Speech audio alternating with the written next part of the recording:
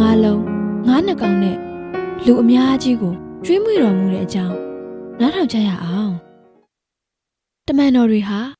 သာသနာပြုရာကနေပြန်လာကြပြီးသူတို့လှုပ်ဆောင်သမျှကိုကိုရော့စီမှာရှောက်တင်ကြတယ်အဲ့ဒီနောက်ကိုရော့ဟာသူတို့ကိုဗဇဲရာမြို့နာကတိုးရက်သေးကိုခေါ်သွားတယ်လူတွေကအဲ့ဒါကိုသိလို့နောက်တော်ကိုလိုက်ကြတယ်အရှင်ယေရှုဟာအဲ့ဒီလူတွေကိုလက်ခံပြီးဖျားသခင်ရဲ့နိုင်ငံတော်အကြောင်းကိုဟောပြောတယ်ကျမ်းမာခြင်းလိုအပ်တဲ့သူတွေကိုအနာငြိမ်းပေးတယ်ညနေဆောင်လာတော့တပည့်တော်12ပါးကကိုရော့အနာချင်းကပ်ပြီးဒီနေရာဟာလူသူကင်းဝေးတဲ့တောရဲ့ဖြစ်ပါတယ်ဒါကြောင့်လူတွေကိုအနီးအနားကကျေးရွာတွေစီသွားခိုင်းပြီးစားစရာနဲ့တဲခိုစရာနေရာရှာခိုင်းလိုက်ပါလို့ရှောက်တင်ကြတယ်ဒါပေမဲ့အရှင်ယေရှုက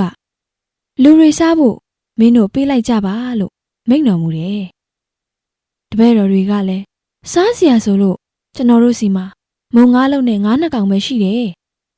ဒီလူတွေအားလုံးစားဖို့ဆိုရင်တောဝေမှာပဲဖြစ်မယ်လို့ရှောက်တင်ကြတယ်အဲ့ဒီလိုရှောက်တင်ရတဲ့အကြောင်းကတော့ယောက်ျားကြီးပဲလူဦးရေ9000လောက်ရှိလို့ဖြစ်တယ်ဒီချိန်မှာကိုတော်ကအဲ့ဒီလူတွေကို90စီအစုလိုက်ထိုင်နေဖို့မိန့်တော်မူတယ်တပည့်တော်တွေကလည်းကိုတော်ပြောတဲ့အတိုင်းလုပ်ကြလို့လူတိုင်းထိုင်ကြတယ်အဲ့ဒီနောက်ကိုတော်ဟာမုံငါးလုံးနဲ့ငါးနှစ်ကောင်ကိုယူပြီးကောင်းကင်ကိုမော်ကြည့်ရင်ကျေးဇူးတော်ကိုချီးမွမ်းတယ်မုတ်ကိုဖဲ့ပြီးလူတွေကိုဝေပေးဖို့တပည့်တော်တွေကိုပေးလိုက်တယ်